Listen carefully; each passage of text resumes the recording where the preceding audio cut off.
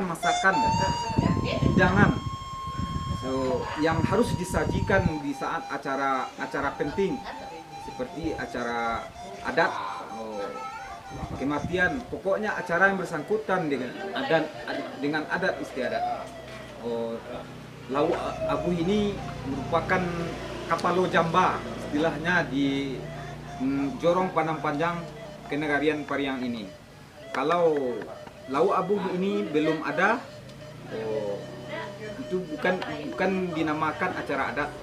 Mungkin bisa dikatakan itu cuma alek ketek-ketekan.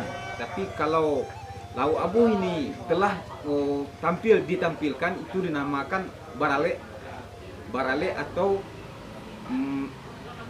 di dalam rangkum acara adat. Dan lauk abuh ini didampingi oleh suatu gulai rabuang.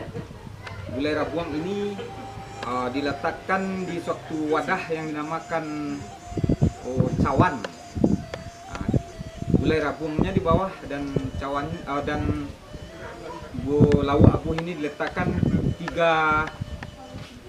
tiga iris atau 3 siung gitu. Dan makna dari 3 iris samba abuh ini bisa diartikan tungku 3 sajarangan, tali 3 sapilin, artinya mufakat. Telah diambil mufakat, musyawarah, telah hasil musyawarah.